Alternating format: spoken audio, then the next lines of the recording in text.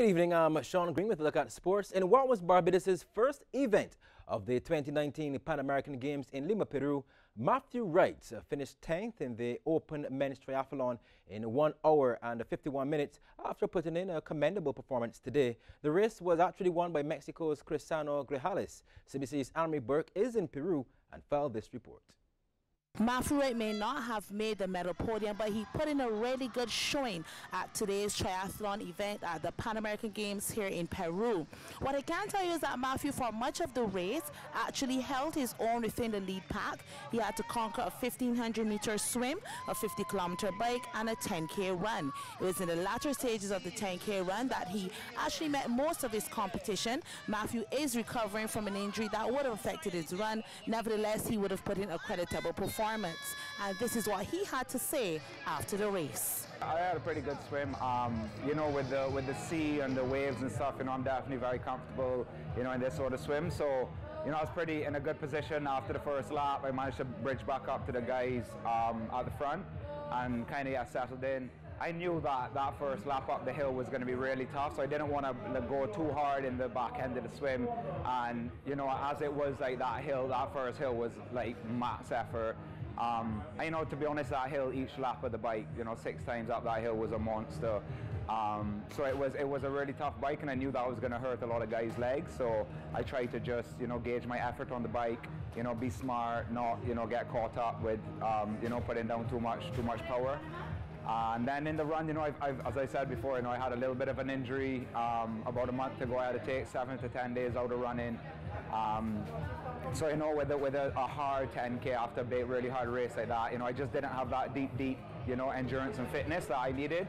And if I had another 2-3 weeks of good running potentially, but, you know, I raced the best I could with the cards I was dealt with coming into this race, and I'm actually really proud, you know, how I stuck in. You know, the first 2 laps of the run I was off the back, and I managed to bridge back up to that group, which, you know, I was really happy with. And yeah, the top boys just, you know, put down the hammer. From Chorrillos, Peru, the venue of the 2019 Pan American Triathlon, I'm Anne-Marie Burke for CBC Sports. Well, thanks, Anne-Marie. Meanwhile, top surfer Chelsea Tuak held Barbados' flag high when she led the delegation out on parade at the opening ceremony yesterday.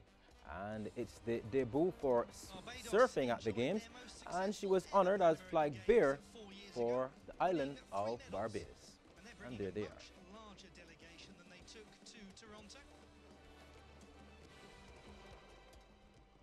Moving on to cricket, India A drew first blood in the 3-match unofficial test series, defeating West Indies A by 6 wickets in the first match in Antigua.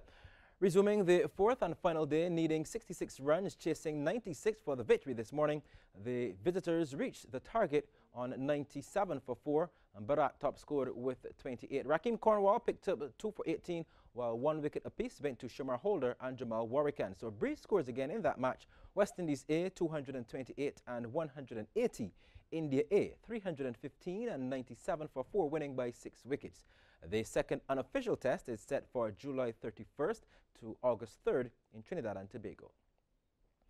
Well, meantime, West Indies interim head coach Floyd Reifer is satisfied with the selection of the one-day squad set to face India.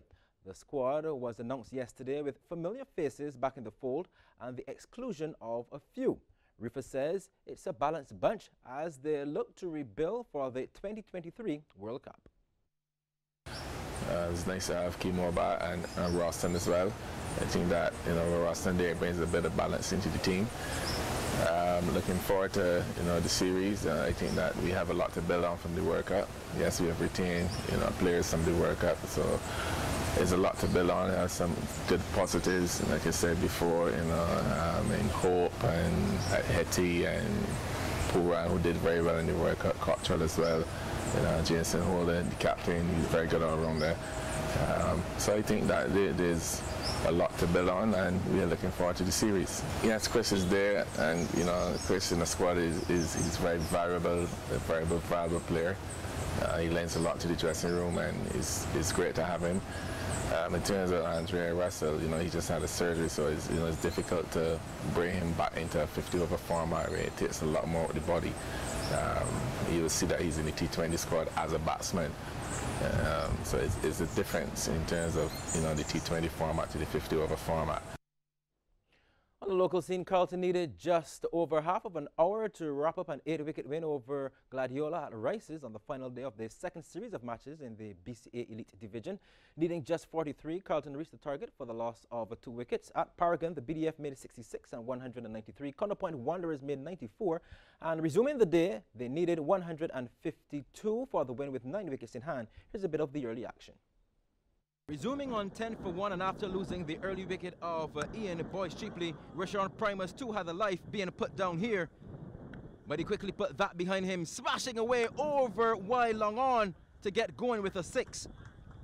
This time he cuts and cuts well, beating the fielder who went down in installments into the ropes at long off for 4 more. Primus getting a short one and putting it away behind square, collecting another boundary. Mosley getting in on the action, square driving through the covers for 4 more. Nice shot.